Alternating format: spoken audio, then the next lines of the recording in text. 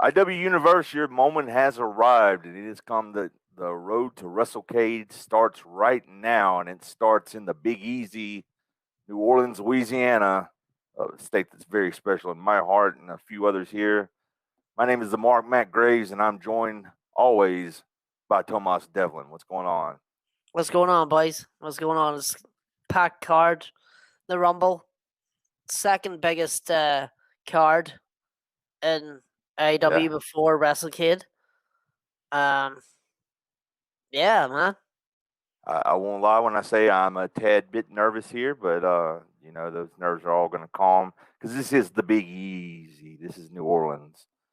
New York calls herself the city that doesn't sleep. Well, they don't have shit on us. So we're going to show you how to stay up all night. It's the city. It's the city that never sleeps, but it's also the Big Apple too, bro. Yeah, that's what I'm talking about. Yeah.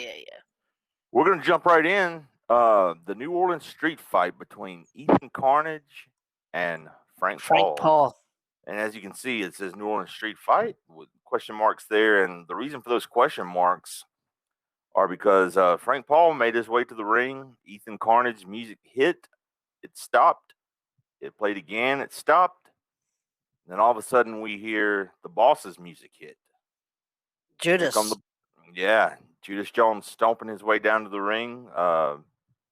Grabs the microphone and says that we're sorry, but we have no idea where Ethan Carnage is tonight.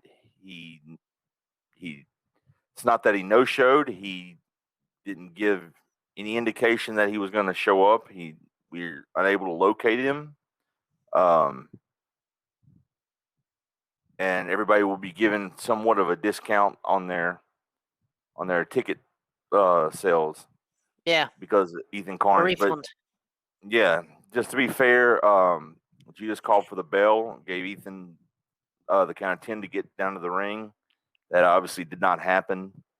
And before you know it, we're 30 seconds into the Rumble, and Frank Paul is your winner against Ethan Carnage. Your thoughts?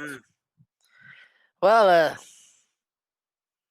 I was kind of like anticipating this. I was looking forward to this fight, but Ethan Carnage failed to show up. Um, yeah, you gotta bet that Frank Paul isn't too happy about this one bit Right. because he wanted to prove that he was better than Ethan Carnage, and I don't know. He probably feels like he was robbed in this instance. Well, I'm sure Frank will get his day in the sun, but it just won't be in New Orleans. But coming up next, we got a 10-person battle royal to determine who will receive a shot at Doomsayer's North American Championship. Should Doomsayer still be the champion when this match happens? 10-person over the top rope battle royal featuring Kevin Zane, Hella Undead, Southern Heart, Madam Toxica, Mike Davis, KB3, Johnny Rockstar, Matt Storm, Jonathan Davis, and Blake Williams. And this was a fun one to watch here. You had the ladies going at it. Madam Toxica, Southern Heart, and Hell Undead, kind of triple teaming the guys there. Yeah, the Head of Hearts trying to double team on Madam Toxica, but Madam Toxica, being the beast that she is, just powered through both of them. Right, and it would come down to Hell Undead and Blake Williams, who tried to do the right thing, but in the end, I guess he's going to have some more apologizing because he picked Hell Undead up and powerbombed her straight over the top rope.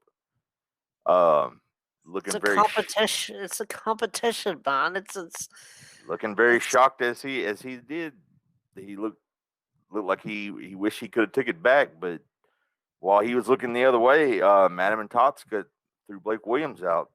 This came down to just two people, and that was Madam and Toxica, and wouldn't you know it, Johnny Rockstar. And folks, in a stunning upset, We're talking about a Shawn Michaels type moment. Both competitors going over the top rope, but only one of Johnny Rockstar's feet hits the ground. Both of Madame Totska's feet hit.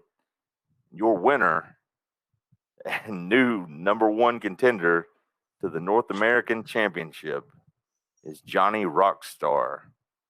I know you got plenty to say on this, Tomas. He's dead meat. Anyway, that's all I have to say. We want to give a congratulations, though, to Johnny Rockstar. Better you than me. Moving along here,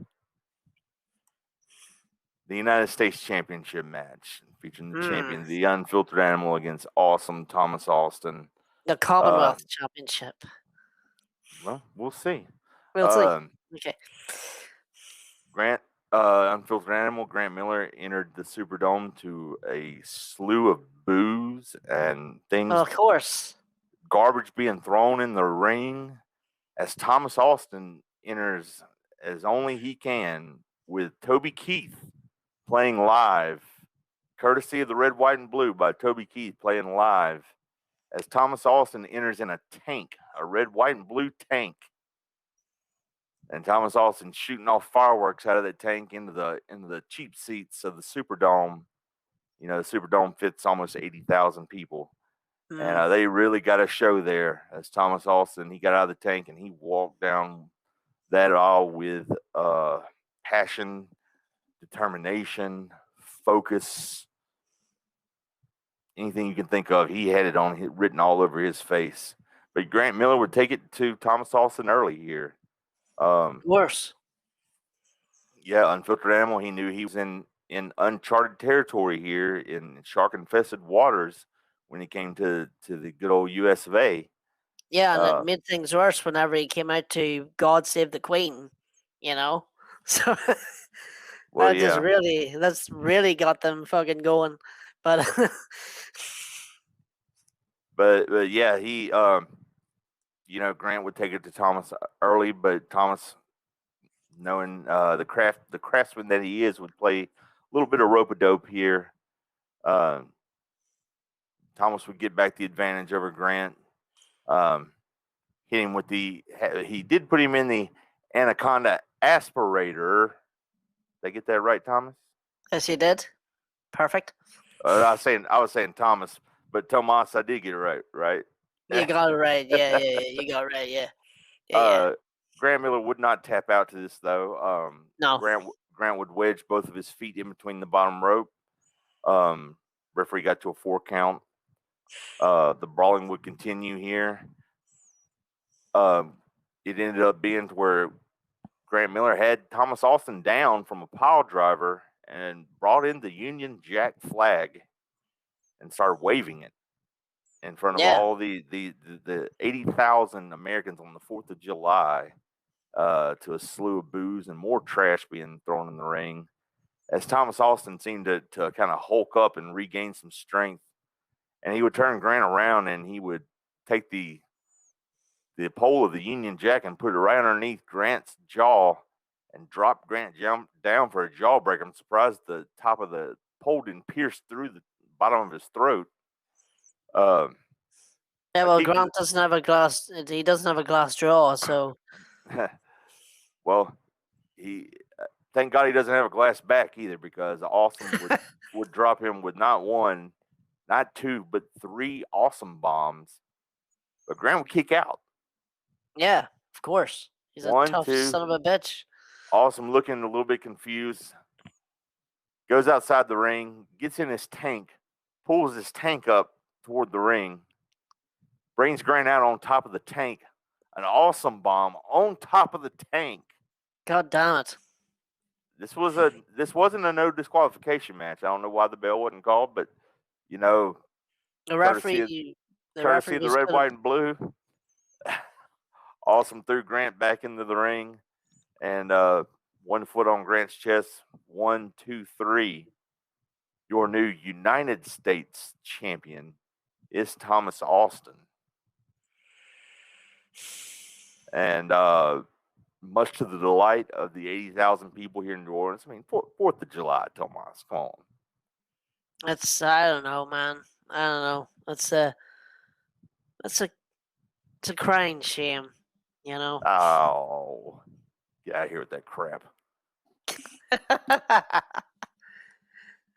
I don't know. Before I have my cousin Darkin powerbomb you on a tank. Yeah. Tank.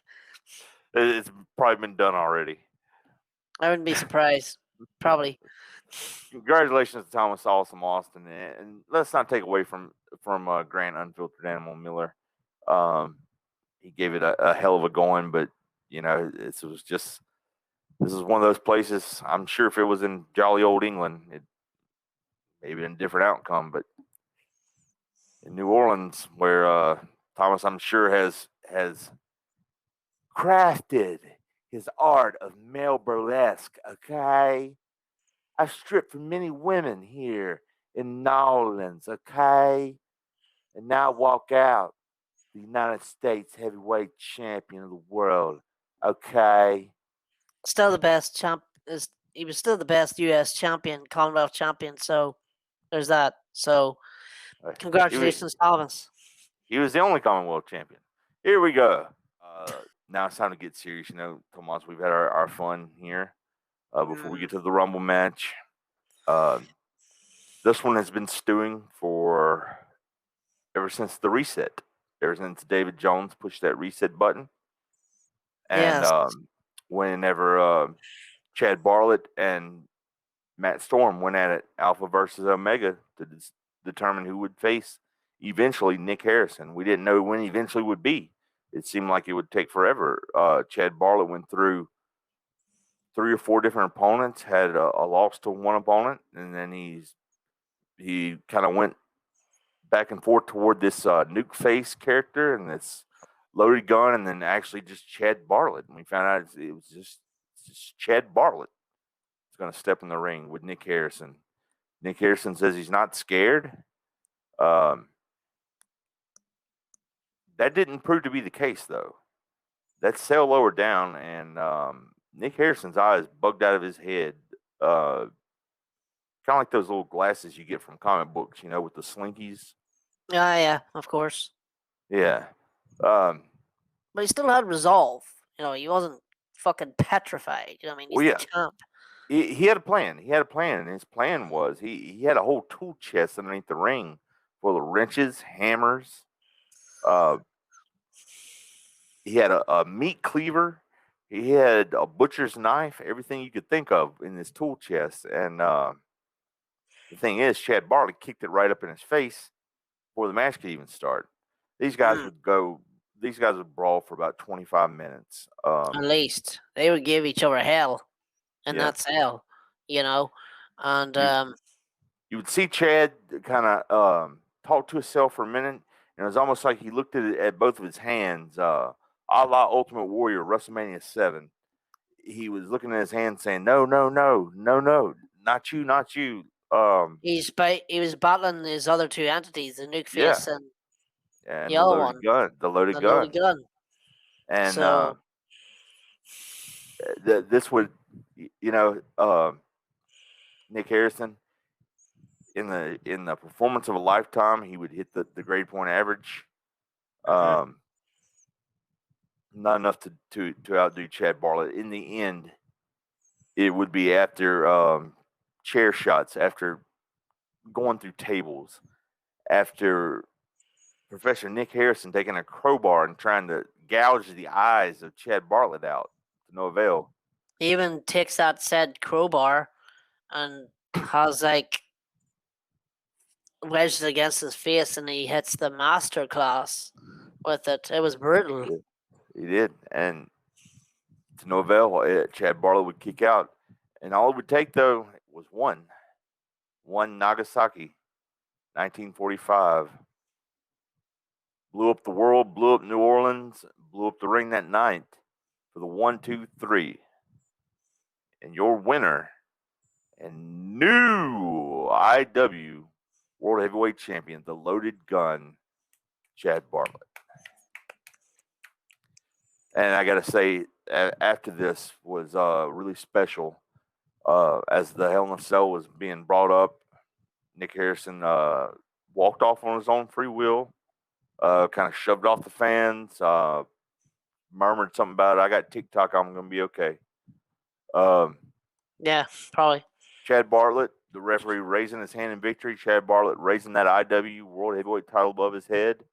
And then we hear Awesome's music hit. Here comes the Tank again. The Tank rolls down the ringside. Thomas Austin gets out of the Tank with his newly won United States title. And he stands face to face, toe to toe in the ring with his Brotherhood member, his brother, Chad Bartlett. And they're staring each other eye to eye. And then both of them smile at the same time, give each other a hug, and they both raise each other's hands, each one raising the belts up. A beautiful moment. I got goosebumps right now. I mean, look, you can't fake that. You can't fake that. Mm-hmm. And they both ride off back in the sunset in the Tank together. Both new champions, and now the reign of the loaded gun begins. God help us all. Right. All right. Ladies and gentlemen, the moment that you've all been waiting for, me and Tomas, we've been waiting for this. It's time for the Rumble. As legendary ring announcer Michael Buffer always says, let's get ready to rumble. Rumble time. Couldn't have done it better myself. We start off as the Irish Bastards music kicks in. James Park walking his way down to the ring. Very determined look on his face. And no, that's not a no pun intended toward corruption killer. James Park looking like a madman already, like he usually does. And that's the game face. He has to, because, like, you know what? Number one is the worst seed to ever be drawn. You know, nobody wants the first seed, you know. Right. And especially, you know, the number 2 entrant. Oh, we hear this is what you want, this is what you get. This is what you want, this is what you get. Out comes Zodicus. These two tore the house down a couple weeks ago. They already killed each other too. Yeah. They're gonna kill each other again. And kill each other they tried to, because this match, the bell rang, and this started off fists are flying. Zodicus and James Park both trying to eliminate each other very early in the match. Coming to a couple stalemates a few times. Trying to choke each other with the ropes, like with the top rope repeatedly. Right.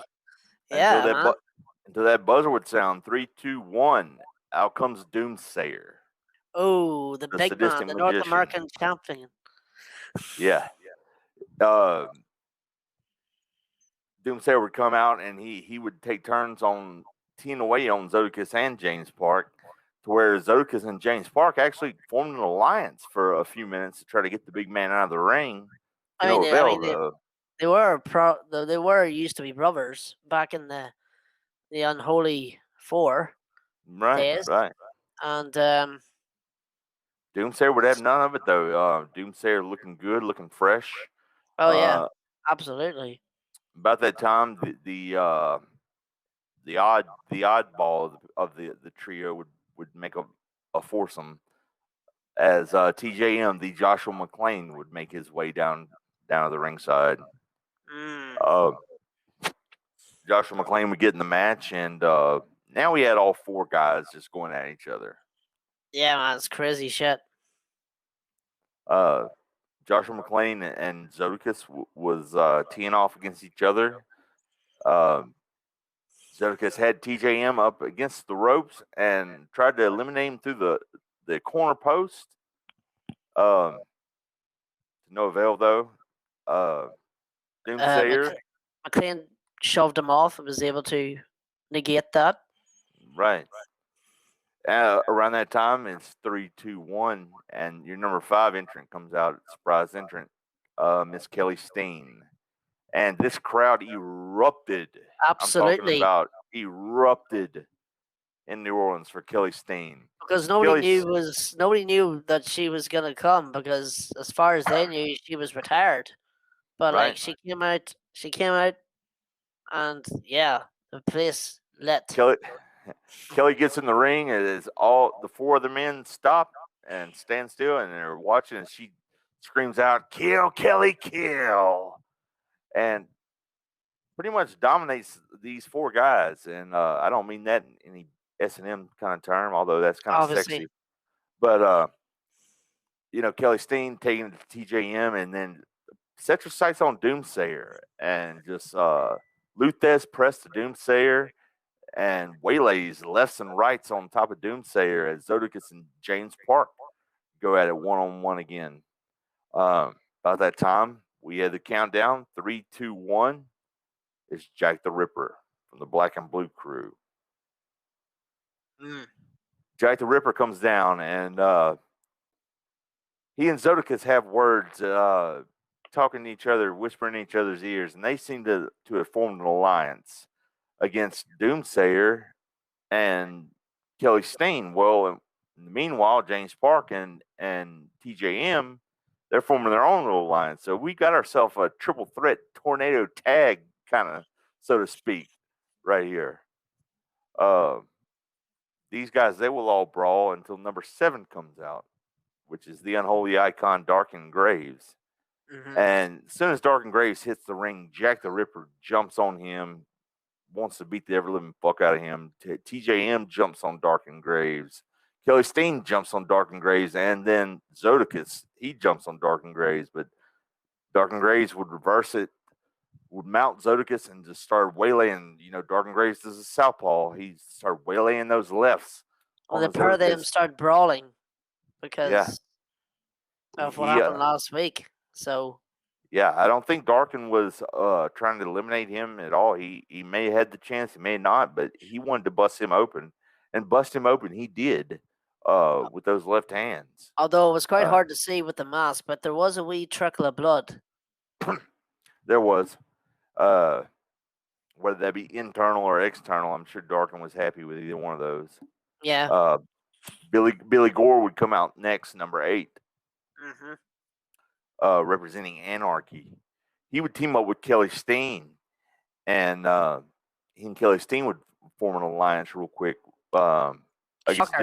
against Doomsayer, Zodicus, and James Park, only to have Billy Gore turn on Kelly Steen, and then Kelly Steen just dropped him like a bad habit, picked him up for a pile driver, and put her finger in his face, told him what was up. Yeah, because Kelly Steen wasn't too enamored about Billy Gore being the partner to win the tag titles when she could have was the ideal partner, Team Destiny and all. So yeah, she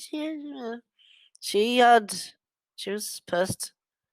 Number 9 would come in, and it would be Sin Bodhi, a man that had another man waiting for him to get in that ring, and that was Darken Graves. These two faced off at WrestleCade a couple years ago, and Darken Graves felt very cheated by Sin Bodhi, and these two would start brawling back and forth until Zodicus tried to get in the middle of it again and form an alliance. Zodicus was trying to form his alliances all through this thing. He would form an alliance, a short-lived alliance with Sin Bodhi against Darken Graves until James Park would come to Darken Graves' help, and the two of them would fend off Zodicus and Sin Bodhi. And it doesn't get any better, Tomas, because coming in at number 10, Jack Arson. We are the many, Legion. Yeah, he starts clearing house. No eliminations yet. We got the ring starting to fill up. Jack Arson taking a swing, going right after Sin Bodhi, though. Really felt like he had a point to prove against Sin Bodhi. You got Kelly Steen and Darken Graves paired off in one corner, and I'm sure that's the way Darken Graves liked it. Zodicus and James Park, the first two to start it off, they're still battling their way. Doomsayer and TJM, Jack the Ripper, in a little triumvirate of biblical proportions here, as number 11 would happen.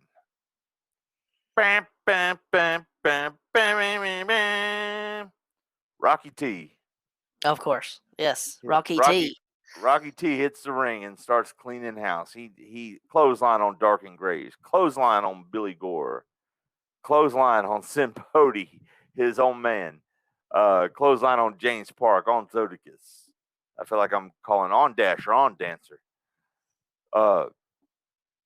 We get to number 12, Chaos, Invictus will come out. And there was one man waiting for him in the ring. And I'll give you two guesses who that was. The man that felt that he was cost the television championship by him, and that was Darkin Graves. Darkin Graves would hit a cradle filth pile driver on Chaos automatically right away, and Chaos would be knocked completely out. Chris Connolly would make his way down the aisle at number 12. The current TV champion. The current TV champion, and he would thank you for that. And he would kind of revive Chaos. Rocky T, though, Chris Connolly and Rocky T having words back and forth, and they started swinging fists back and forth. Oh yeah, they're swinging fists at each other. As Chaos is grabbed hold of one of the ropes, Rocky T's giving these knife-edge chops to Chris Connolly. Got them both against the ropes. Double clothesline, Chris Connolly and Chaos, and that is your first eliminations of the match. Chris Connolly and Chaos both go down eliminated by Rocky T simultaneously. Mm-hmm. So, yeah. Wow. And then the buzzer hits, and the Asian badass hits the floor. Kento he does. Blackheart. He does. Kento's on his way down the ring, and at the same time, Kelly Steen breaks free through the clutches of Darkin Graves, and hits a sit down power bomb on the Joshua McClain. Picks Joshua McClain up, says "Kill Steen, kill." Tosses Joshua McClain over the top rope for your second elimination match. Second elimination of the night. I'm sorry. Kenzo Blackheart battling it out right now with Rocky T. Rocky T giving it his all. Jack Arson and Sin Bodhi just trading blows. Trading blows like they were going out of style. Number 15 hits. That unforgettable music. The red hot Necro hits the ring. And comes face to face with Darkin Graves. And it's very interesting here. He and Darkin Graves look at each other and they kind of smile. And they both look at each other and say, "As above, so below." So now we know what this is all about. Now we've heard it. We talked about it for weeks. And Darkin Graves and Necro started teaming up. They started beating the hell out of everybody in the ring. Rocky T would end up getting the best of them, though, as he would duck a double clothesline from Darkin Graves and Necro and hit him with his own version of a double clothesline. Just action all over the ring right now. As Chicago Savage would enter the ring. And now we talk about another guy that doesn't like Darkin Graves, but Necro was right there for the save as Necro would pounce on Chicago Savage and start waylaying those fists into him. And Necro didn't come alone. He was packing. He was packing. You know he's packing, right? What's he packing? He was packing the crowbar. Oh, fuck. Of course. Yeah.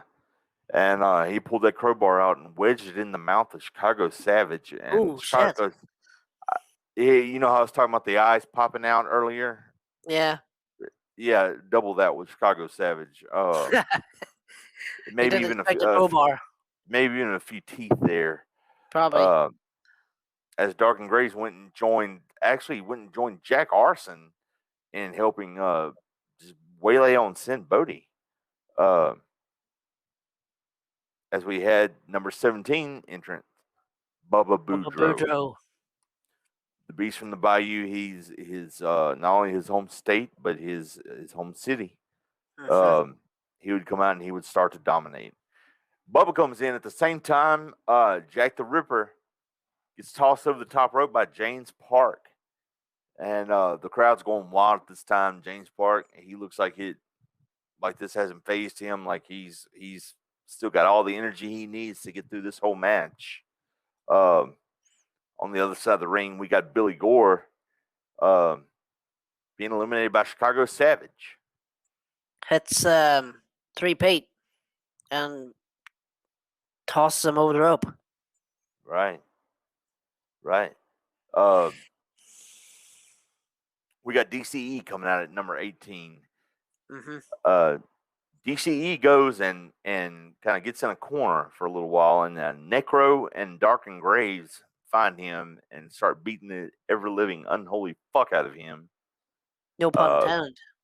Yeah, no pun intended. Number 19, Thomas Marks would come in. Thomas Marks would come in with throw after throw by against Chicago Savage. Sorry. Coming in after Thomas Marks would be the Hammer, Tony Morrison. And that's where business would pick up. Actually, it would pick up at number 21. Number 21, EAP. Eric Page from the Black and Blue Crew would come in at number 21. This is where it would really start to pick up pace because, Necro cut. Damn it. This is where we really start to pick up pace because EAP would not only take DCE for the ride, he would sling him over the top rope like he was yesterday's news. As Necro was eliminating Kenzo Blackheart at the same time. Yes. EAP had Thomas Marks on the ropes on one side, had Tony Morrison on the ropes on the other side. EAP runs clothesline over Thomas Marks, eliminating him, runs over clotheslines Tony Hammer Morrison, eliminating him. And it looks like the all EAP show right now. Yeah. What do you think about it, Tomas?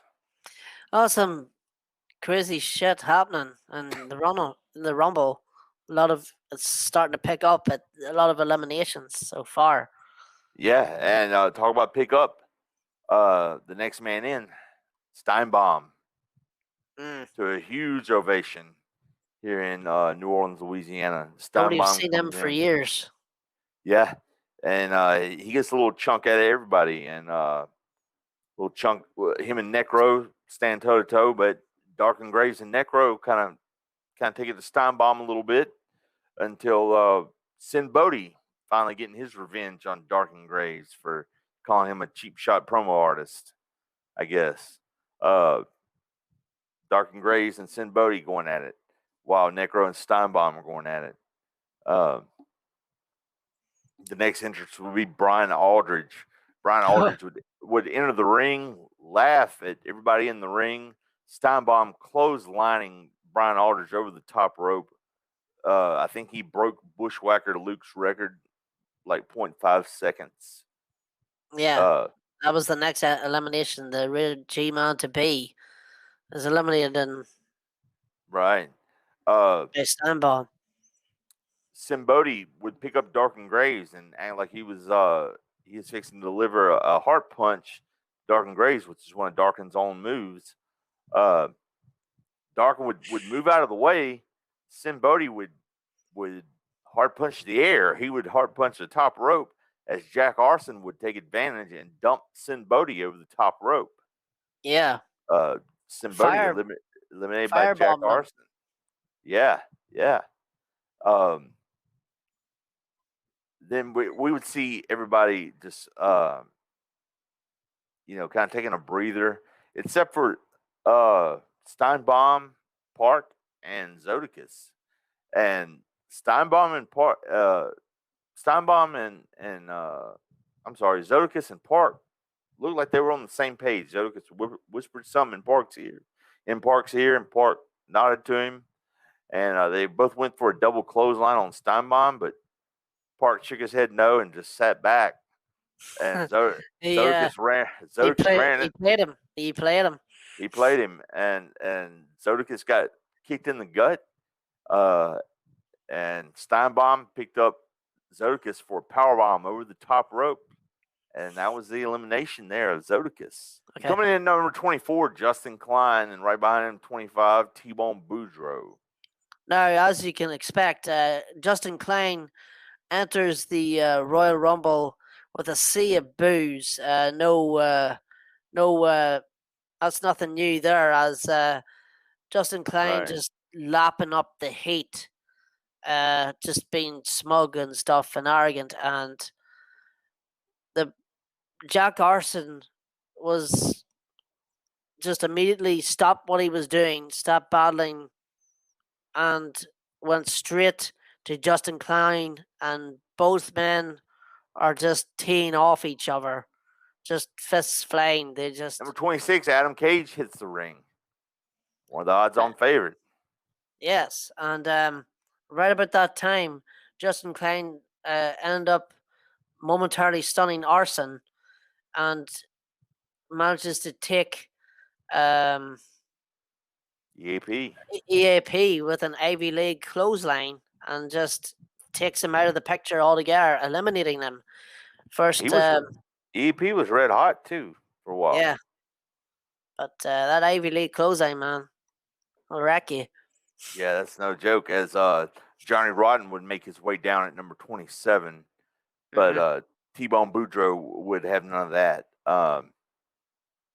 T-Bone Boudreaux would take it to Johnny Rotten and make short work of him, tossing him over the top rope. Number 28, Showtime. Showtime making his way down to the ring, and talk about making short work of people. Justin Klein hits that Ivy League clothesline again. Showtime over the top rope. Now the bodies are starting to fly. We started off, Tomas, with a ring full of people. Now they're starting to filter through. Yeah, they're starting to get tossed out left and right. We got Showtime eliminated by Klein. As number 29, J.D. Drake comes down the aisle. Oh, the blue collar badass himself, the unfortunate. Yes. The big man was very quick to throw in those heavy hands. Right, he would go. Him and Klein would go toe to toe. As number 30, Rick Sabbath would make his way down the aisle. God damn. Yeah, poor Rick Sabbath. Rick Sabbath would have a meeting with Bubba Boudreaux right in the middle of the ring. That was not to Rick Sabbath's liking, as Bubba would hit that reality check brain buster and toss number 30 over the rope like it was yesterday's news. Yeah, that's unfortunate, bro. Now we go back to we're getting down to the nitty gritty here, Tomas. We are. Doomsayer and Kelly Steen fighting in the corner. Both trying to get the upper hand on one another. Both knowing each other too well. Right. It would turn out to be Kelly Steen picking up Doomsayer, but she would go over the top rope too. But it was Kelly Steen who could hold on, who was able to hold on. And Doomsayer, both feet hit the floor. Doomsayer was eliminated. As Kelly Steen, though, was blowing a kiss to Doomsayer. Here comes Dark and Graves with that Northern Lariat right upside the back of Kelly Steen's neck. Dark and Graves eliminating Kelly Steen. We would then see a battle of brothers between T-Bone and Bubba. T-Bone and Bubba would take that's normal. Yeah. What's not normal is, though, for Bubba to be this relentless, but he you tell he was really wanted it. Yeah, I'm sure T-Bone did too, but Bubba wanted just a little bit more. Bubba Boudreaux with the strength to pick up T-Bone over his head and press slam him over the top ropes. And Bubba, right now, the Superdome has come unglued. I mean, Jesus Christ. Everybody spent, except for two guys, Park and Rocky T. and James Park and Rocky T are standing up like it's Warrior and Hogan for WrestleMania 6, and they start trading haymakers. They're staring at each other. They spent a bit staring at each other. Boo, cheer, yeah. And this was going for 3 minutes. And Park I think manages to get a gallo glass onto Rocky at one point. He does. And Rocky kind of shakes it off, and Park goes and clotheslines Rocky T over the top rope. But Rocky, I've never seen him do this before, skinning the cat, pulling himself back up over the top rope, and grabbing Park and tossing him over the top rope. And that would be the end of the number one entrant, James Park, which you got to give it up to James Park for, golly, he lasted over 45 minutes in this Rumble. Unbelievable. Justin Klein, as he was laughing at James Park, was eliminated by Adam Cage. He had his fat ass tossed over the top rope by Adam Cage. Driver on Klein, and he manages to toss him over. Yeah. So we got Adam Cage. Adam Cage left as J.D. Drake and Bubba Boudreaux squaring off, and it would be Bubba Boudreaux getting a one-up on J.D. Drake, eliminating him from the contest. So we're down to 7. We're down to Adam Cage and Rocky T teeing off. And there's no love lost here, of course, between the Wilds and Rocky T. Yeah.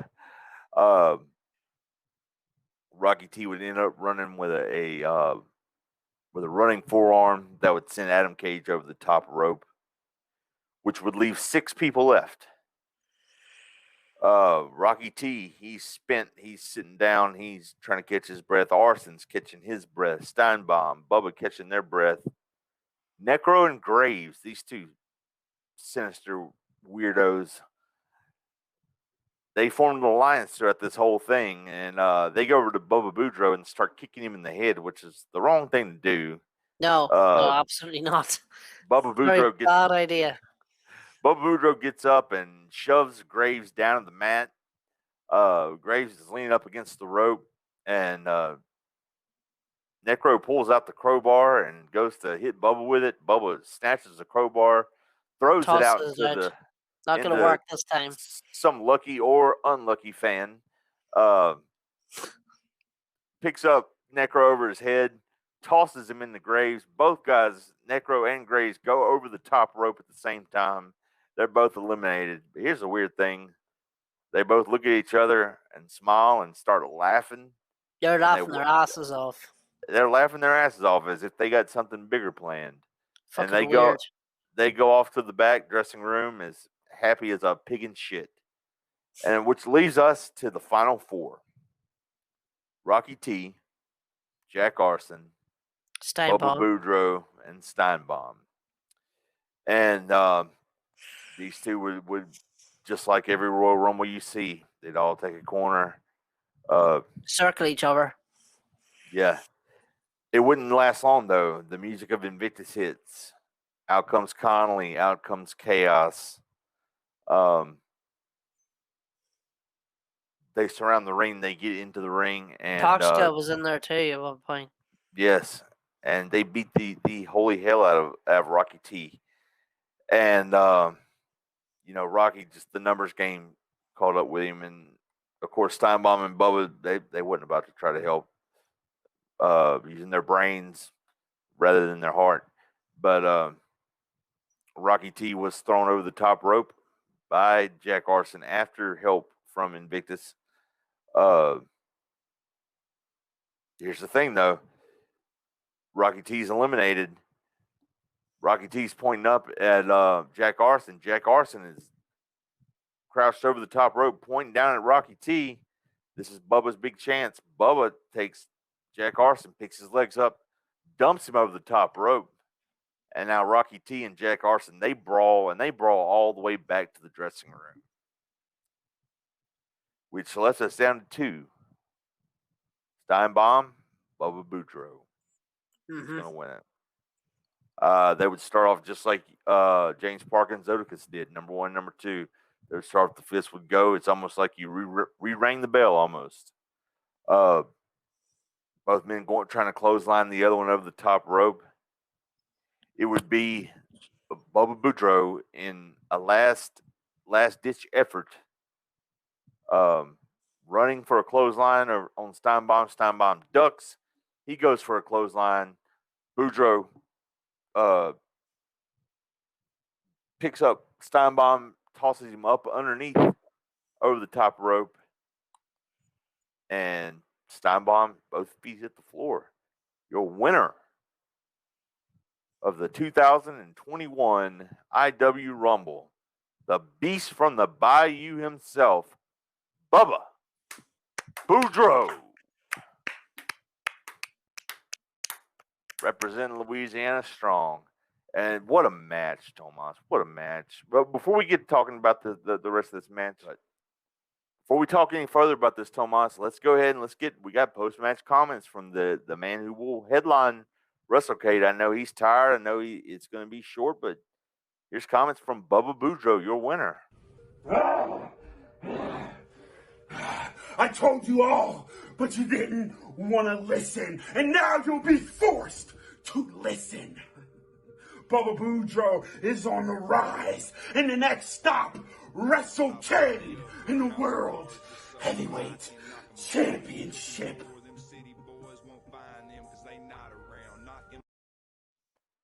Well, pretty much what we expected there. Well, he said he was going to do it, so he went out and did it. So he did it. That's your Rumble winner, Bubba Boudreaux. Headline WrestleCade. Your thoughts on the event? It was good. It was really good. It was carnage, but that's what you get from the Royal Rumble. The surprise entrances were, not that I expected. You know what I mean? But all good. You know what I mean? And even the pre-matches before this was all good. So yeah.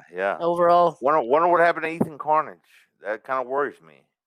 I don't know what happened. I don't know what happened. We have a new United States champion in the form of Thomas Austin. We have a new IW World Heavyweight Champion in the form of Chad Bartlett. Johnny Rockstar, the new, I can't believe I'm saying this. Let me say that again just to make sure I'm not having a dream. Johnny Rockstar wins the 10-person Battle Royal to become the more contender to Doomsayer's North American Championship. Good luck with that. And Bubba Boudreaux, the beast from the Bayou, has his moment in his hometown. How sweeter could it get? I don't think it could. It couldn't. I don't think it could until WrestleCade. No, I couldn't get any sweeter than that. Tomas, anything else you'd like to add? I just want to go out and say that everyone did amazingly this week. Everyone kicked ass, and yeah, the Rumble was lit. It's probably one of the most chaotic events in IW. The one before WrestleCade, but yeah, it was lit. The Rumble every year is always lit. So, and speaking of lit, we're in New Orleans. That's what I'm about to go do right now. I'm going to go get lit. So, for Tomas Devlin, my partner in crime, I am the Mark Matt Graves. Thank you for tuning in to the Rumble. Bubba Boudreaux, he's the man with the plan. Let's see what happens. He's going to headline WrestleCade, but will it be against Chad Bartlett? Who will it be against? We don't know. Better tune in next week. Thank you all for tuning in. Loved having you. Peace.